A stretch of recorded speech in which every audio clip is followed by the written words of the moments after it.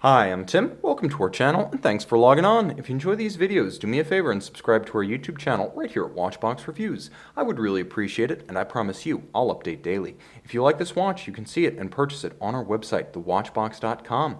And today we are discussing the 2010 to 2015 Rolex Oyster Perpetual Explorer, reference 214270. In 2010, the watch received a bit of a upgrade to a 39mm case from its traditional 36. The watch, always larger than life with its heritage and history, a little bit larger on the wrist, but still highly wearable. So 39mm in diameter, but a slim 11.2mm thick with a generously sloped conical bezel.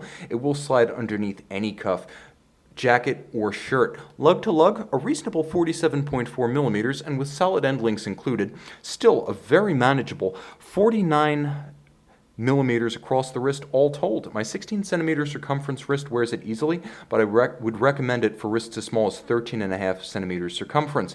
The spacing between the lugs, should you wish to accessorize with the strap, is 20mm, but I advise you to stay with the factory bracelet, as contemporary Rolex factory bracelets are incredibly solid. They inspire confidence and they exude quality. You'll note all solid center links, solid end links, big chunky links with plenty of gap on the underside to vent the wrist as well as avoid pinching skin or pulling hair.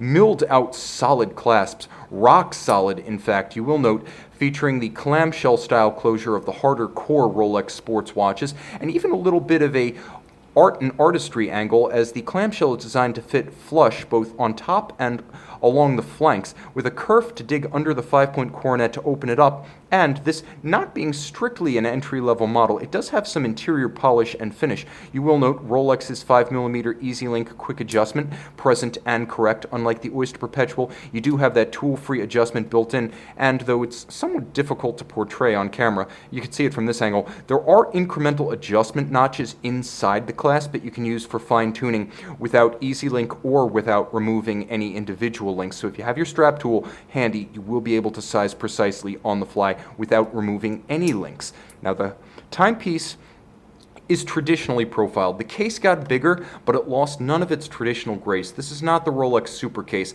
It's not sheer of profile, nor is it squared off of lug. Tapered, elegant, handsome, with a polished compound curvature. I always like to emphasize that there's a flame surfacing effect on these Rolex polished Oyster cases. The light dances, explodes, stretches, and compresses. It's truly bewitching. A watch that has a few but well-chosen details. This is a hypnotic and simple composition in the image of one of Rolex's greatest families. The Explorer. Now, it's important to note that the 1953 exploits of Tenzing Norgay and Sir Edmund Hillary did not mark the beginning of the Explorer-style dial, nor did it mark the beginning of the name Explorer in the Rolex line, but it made this dial and this name famous. Flat polished conical bezel, all gloss black lacquer dial, white gold applique, everything you see on the dial that is applied, as well as the handset center white gold to resist fade, oxidation, tarnishing, and staining over the years.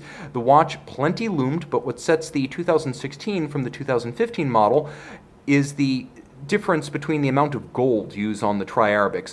The 2015 model, this is the 2010 to 15 right here, had more gold but non-loomed numerals. The 2016 to present model has less gold but loomed numerals. I find them both easy to read, give me more gold any day of the week. Certified chronometer, you better believe it. Rolex caliber 3130 inside, automatic winding, bidirectional for smooth action with Teflon coated reversing wheels for silence. 48-hour power reserve, 8 beats per second, 100 meters water resistant thanks to the twin lock crown and the screwed-in Oyster case back. It does feature hacking or stop seconds.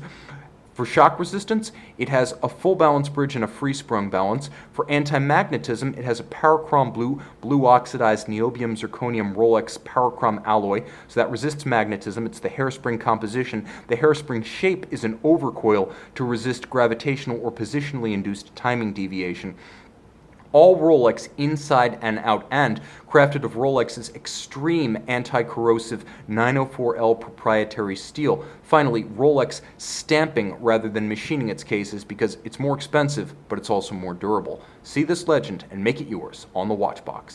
Rolex Explorer 214270, black and white by day, beautiful and blue by night. Rolex Chromolite. See it on the Watchbox.